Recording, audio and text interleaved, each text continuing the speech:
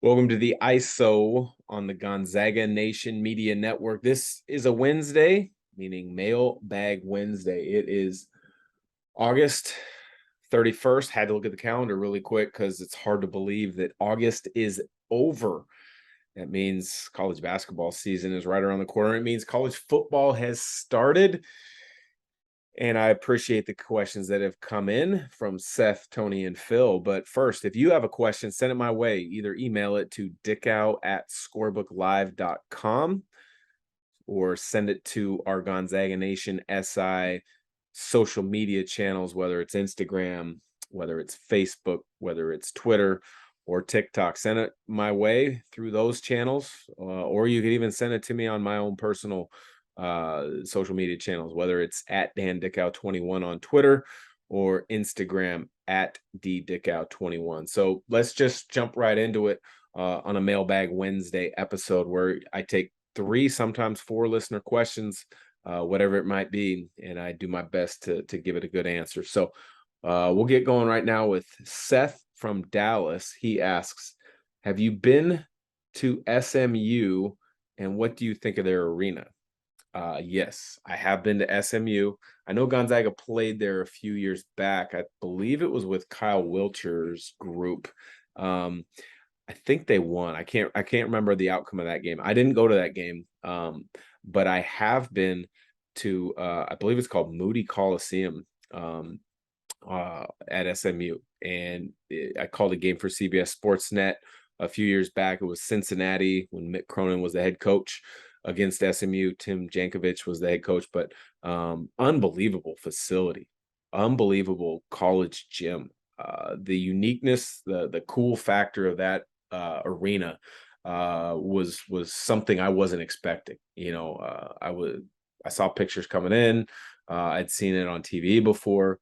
But I thought, the size of the arena and what they did and kind of made it unique was really cool, was awesome. I hope that I can get another game to call in the near future at SMU. Dallas is one of my favorite cities. Spent a short time there with the Mavericks, lived in Plano, but really, really love Dallas. And I would love to get back to SMU because it's such a cool arena. So appreciate the question, Seth. Oh, and by the way, I think SMU's got a great new coach in Coach Lanier, who was at Georgia State, and Georgia State gave Gonzaga some headaches in that first round in this past season in Portland at the NCAA tournament. Next question, Tony from Lewiston. He asks, why won't Gonzaga and Washington State play? Good question. I think Wazoo would love to keep that series alive. I think it does more for Washington State, to be honest with you, than it does for Gonzaga at this time. I know Coach Few and Kyle Smith are friends, and Coach Few doesn't like to play his friends and beat them.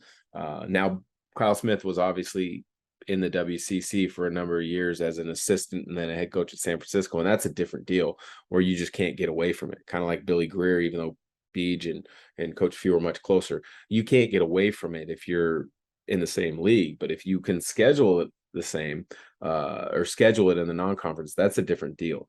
I think for both those schools, they're trying to find their way in scheduling non-conference. Gonzaga's got a formula that's worked for them really well for a number of years, and they play such a high-level national schedule that for them to play a regional opponent such as Washington State or even Washington to a certain extent has more regional interest than it would national. And Gonzaga really is looking for a lot of national games.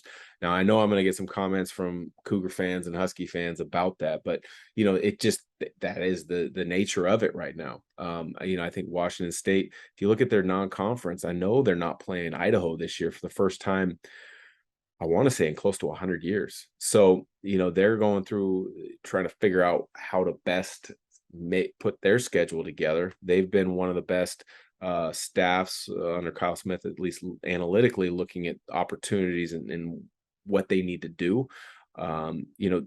They were closer to making the NCAA tournament a season ago than a lot of people probably think when you when you look at their analytic structure of how they're uh, you know net ranking, their Ken Palm, and all the important factors went into looking at the season. They were a lot closer than many people think. So I don't see that game happening anytime soon.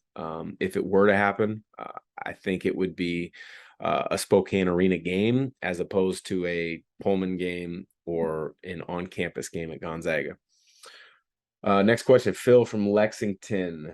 He says, I'm coming to Spokane to watch Kentucky beat Gonzaga. What should I do and where should I stay?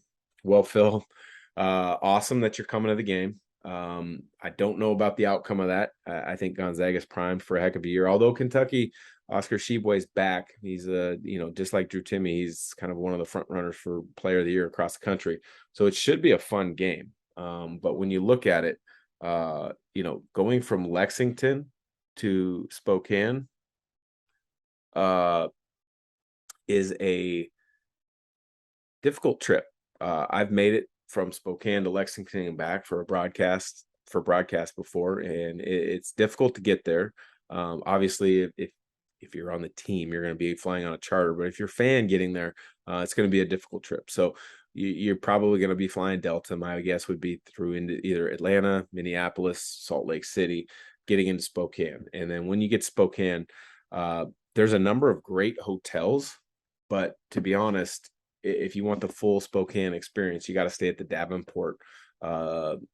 There's nothing like the Davenport. It's one of my favorite hotels all across the country. There's 3 or 4 different Davenport properties in Spokane, but stay at the original Davenport. You won't be disappointed. For breakfast, depending on how adventurous you are, if you want to get out a little bit from the downtown core, Frank's Diner is a great breakfast spot. They've got 2 of them, one near the downtown, one up north. That's a good spot. And then there's a place in Kendall Yards called The Yards, one of the best breakfast spots that I've been to. You can't go wrong there. And then as far as, the game itself will be at the Spokane Arena. Clinker Daggers is a great restaurant right across the street.